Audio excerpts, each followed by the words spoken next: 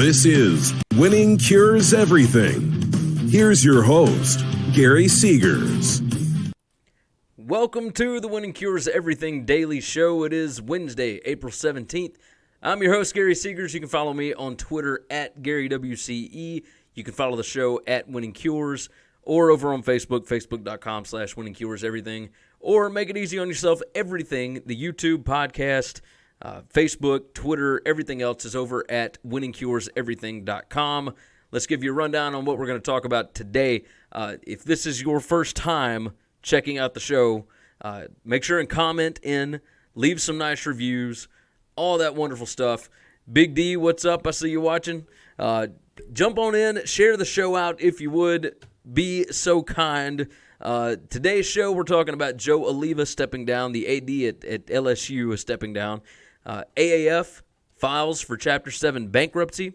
ESPN released their FPI top 10 and their percentages to win the national championship next year. And the Pac-12 network president says that the point is to not make money. That is interesting. And I'm going to give you some daily picks afterwards. We had a pretty good night last night. Let's go ahead and talk about this. MyBookie.ag presents the show every day. Promo code WCE50, 50% deposit bonus. If you go sign up at MyBookie.ag, go check it out for yourself. It's the best online sportsbook layout out there. It's perfect for recreational bettors. Go check it out if you just want to play around a little bit. That's the perfect site to do it. MyBookie.ag, promo code WCE50. That is a 50% deposit bonus. So you put in $100, they're going to give you $50 free to play with. You put in $500, they're going to give you $250 to play with. You put in $1,000, they're going to give you $500. Keno Sims jumping in. How you doing, buddy? All right, so YouTube is in and rolling. Let's check this out. Joe Alleva stepping down as the LSU athletic director. Now, before we get into whether he is fired with or without cause, whether there was anything to fire him for, there was only 1 year left on his contract. And it was pretty clear that the board of directors at LSU were not going to keep him around next year. This is only 3 days after they reinstated Will Wade as the men's basketball coach. I'm hearing two different stories, right? One, the board of directors wanted him out. Two, he wanted out. From back in 2015, the fan base has been less than happy with Joe Alleva because he tried to fire Les Miles after a less than successful 2015 season. If you all remember the Texas A&M game with LSU in Baton Rouge, word had leaked that Les Miles was playing for his job, or that it didn't matter, that he was going to be fired at the end of the season anyway, that they were going after Jimbo Fisher, yada, yada, yada. The board voted to keep Les Miles. The board wanted one thing, and he wanted something else. And after, I guess it was 2014, 2015, his hands have been completely tied from boosters, from the money that's coming in. If you all remember back forever ago, there has been, I think it was 2016, that they were threatening to shut down the school because of an education deficit. He has not been able to run his own athletic department for a long time because the decisions that he wanted to make were not being approved by the people above him that funded the athletics department. So,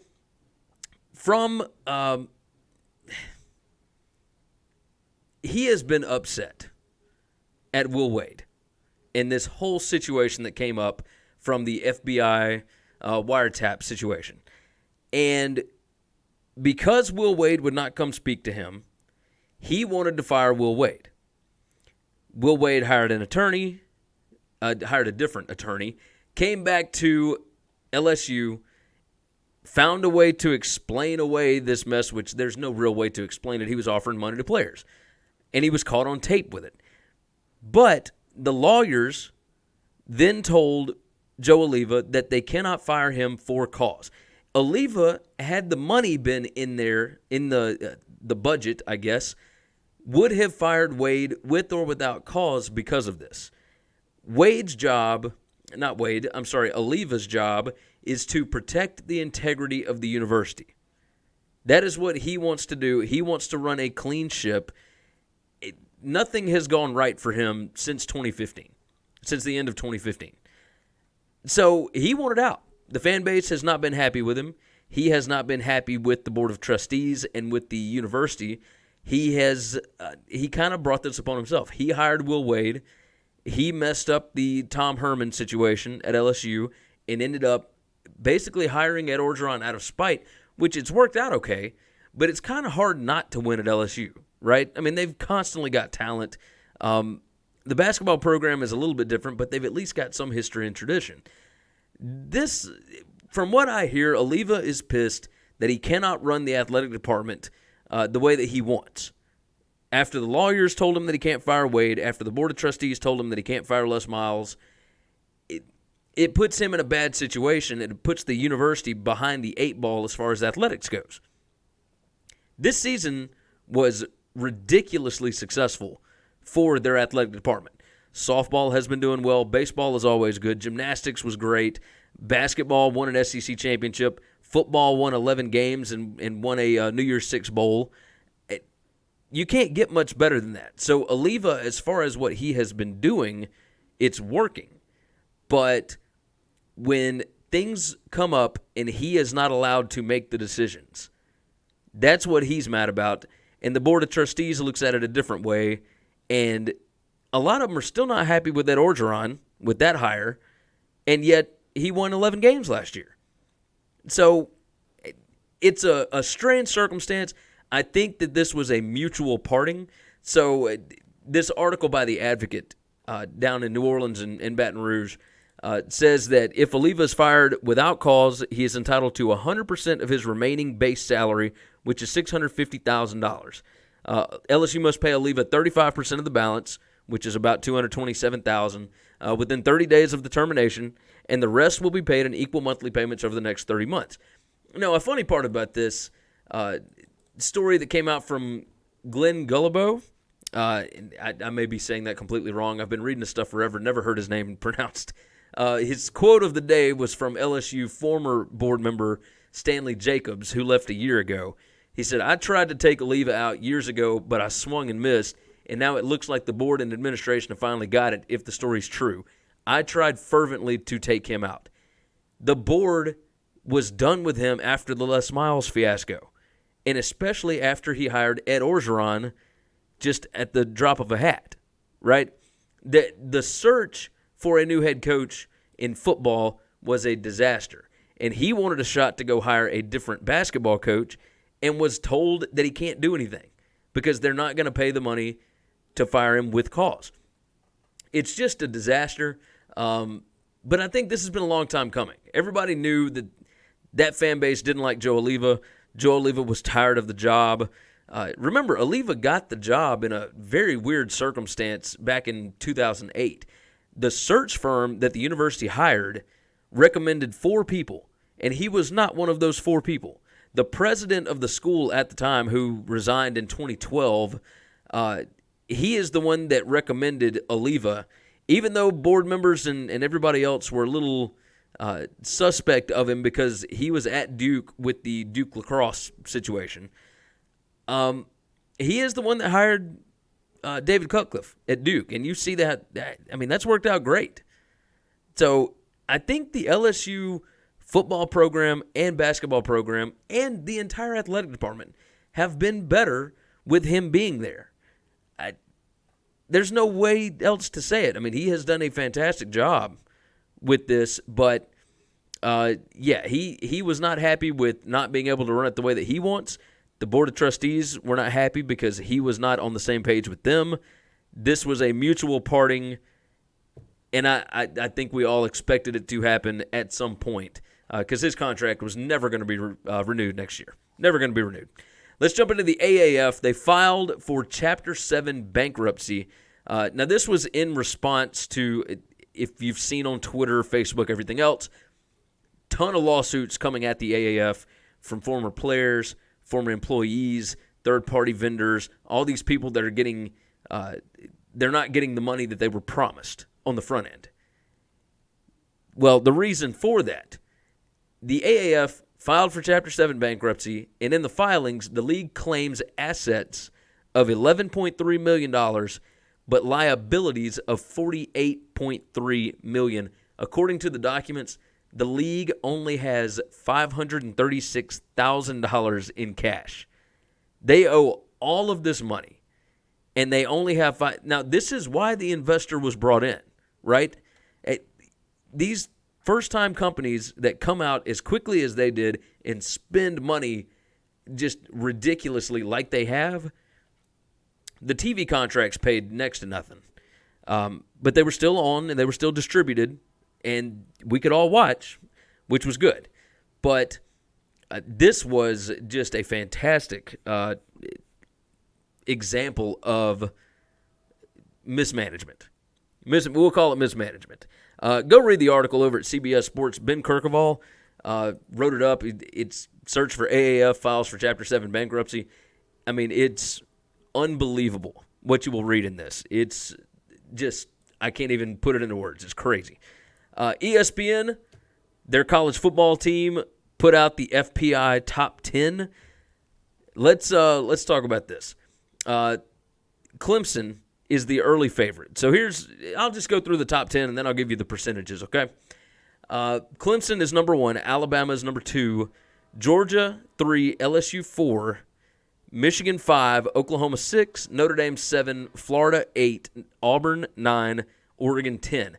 I think everybody was a little surprised with Auburn being up there, but maybe not that surprising. I mean, they do have a lot of talent. That is 5 SEC teams in the top 10. Alabama plays LSU and Auburn. Georgia plays Auburn, Florida, and I believe that's it. And then somebody will meet in the SEC championship game. The percentages. Clemson has an 83% chance to make the playoff. Alabama has a 71% chance, and that is based solely on schedule, right? Keno jumps in, total mismanagement with the AAF. What do you think of the XFL the second time around? Look, XFL, I think, is in a better spot because they have money, right? Vince McMahon, we've talked on this show before. Vince McMahon has got $375+ million already in his pocket from WWE stock that he has sold in order to make sure that he's got a bankroll for this. The AAF went into this with no money and with just a promise from investors without actual money. So the XFL, I think, will be successful, and another reason will be their distribution partners, ESPN and Fox, are going to be 10 times better. You're going to hear more about the league. It's in bigger cities. They don't necessarily need fan support, but they're going to get it anyway because of WWE fans and people that want spring football. Like the ratings show, yeah, you're going to run into some competition with NBA, with the Masters, with stuff like that. But in the long haul, the XFL is going to be significantly more successful. We'll see if they keep it around longer than just a few years, but we'll go from there. All right, so back to college football here. Clemson, 83% to make the CFP, Alabama 71%, and that is based specifically on schedule. The reason for that, Alabama, of course, I mentioned they got to play 2 top 10 teams and then a third in the SEC championship game. That doesn't even include Texas A&M. Clemson, however, I just want to roll through this schedule for you. They played Georgia Tech at home, Texas A&M at home, at Syracuse, Charlotte, at North Carolina, Florida State at home, at Louisville, Boston College, Wofford, at NC State, Wake Forest, and at South Carolina. Their most difficult games are 2 SEC games. That is remarkable to me.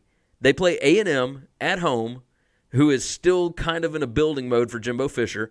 They play at South Carolina. That's otherworld kind of stuff, right? You can't make this up. So Clemson, more than likely, going to make the playoff. 83% chance to make the playoff.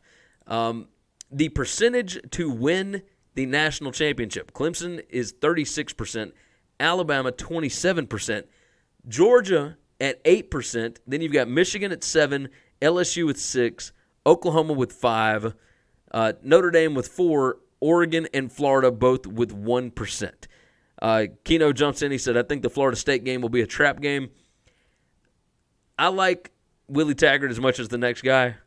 Florida State doesn't have a quarterback. They just don't have a quarterback. And the offensive line play was dreadful last year, and I've seen nothing to show that it will improve a whole lot this year.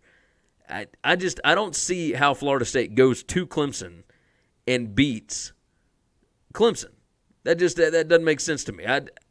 I would love to see it happen because obviously everybody loves upsets. You want to see something crazy, something unexpected. That would be beyond the realm of unexpected. That would be otherworld. I know James Blackman, but James Blackman didn't show anything in his freshman season, and he couldn't beat DeAndre Francois for the job last year. So I love Blackman. I thought he's a good kid, and he could make some throws. But I'm still rolling with this at Clemson to make the playoff. I'll buy that. I will absolutely buy that.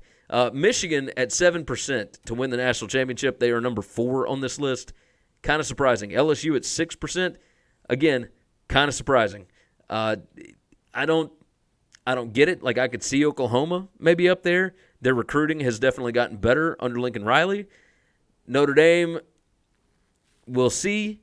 You know, last year they ran into a buzzsaw with Clemson, but they were able to handle everybody else. I think the schedule will be a little more difficult this year for Notre Dame. Oregon is that's an interesting one. They play Auburn in the first week of the season. After that, the Pac-12 has been a dumpster fire, which we're going to talk about here in just a minute. But yeah, Florida with 1% chance. Like if they beat LSU and Georgia, yeah, sign me up. I'm all in. But I'm still a little hesitant on Felipe Franks. Let's jump into the Pac-12 network president and his mess. Mark Shukin. Hopefully I said that right. He said that the point of the Pac-12 network is not to make money. Here is his quote. He hit back at critics saying, those who take the Pac-12 networks to task for underperforming revenue-wise are people who, quote, don't understand the objective. Shukin dismissed the view that his networks have failed to deliver for member schools, he told me today. The intent of the networks is to amplify student-athletes and their experiences, Shukin said. The only negative he's heard that's applicable is the lack of distribution on DirecTV, but that, quote, doesn't define the strength of the network. I'm so surprised by this and not surprised. It's the sweeping under the rug thing. It's right. It's don't look here, don't look behind the curtain. They want like $750 million for their media rights when it comes up here in however many years or months or whatever it is, but they are drastically underperforming as far as getting revenue for their member institutions. The point of the Pac-12 network is to distribute their content for pay to users across the country. The distribution needs to go out nationwide.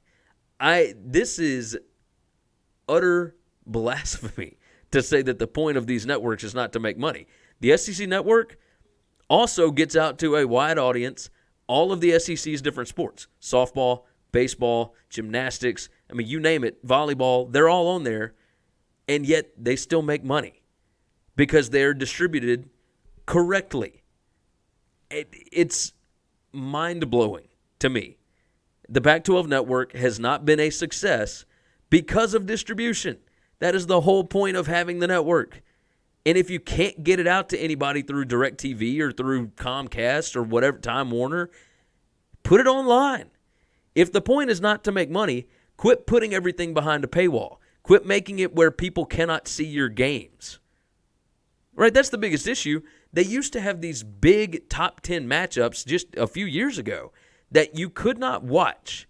People across the country could not get people in LA could not see the games because they were on the Pac-12 network and nobody can get it. That is not doing the kids any favors. This whole thing is just utterly ridiculous. There's an article on that over at Awful Announcing. Name of the article is Pac-12 Network's President Defends Network's Revenue Issues by Saying the Point Isn't to Make Money. Go search for that, awfulannouncing.com. They got some pretty good stuff up there. All right, we'll roll through the picks. As always, you can go get the picks at winningcureseverything.com. You go up into the navigation bar, click on gambling picks. I got them all right there. I got 8 of them for you tonight. We're going over 9 on the Athletics and the Astros.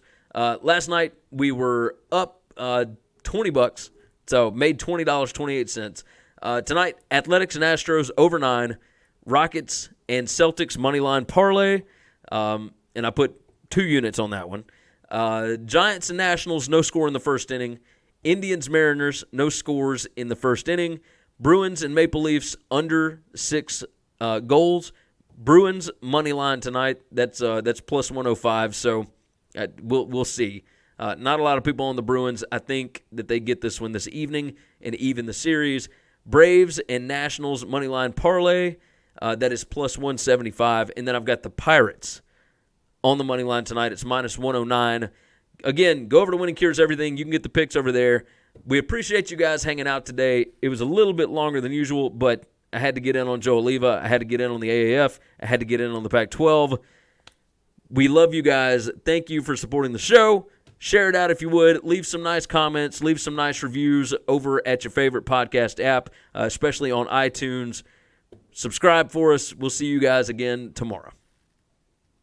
Thanks for checking out Winning Cures Everything. If you want to keep up with us, hit subscribe on YouTube or your favorite podcast app. Visit the website at winningcureseverything.com, or you can like us on Facebook or follow us at Winning Cures, at Gary WCE, or at Chris B. Giannini on Twitter. Share out the show, leave a nice review, and make sure to comment and tweet at us.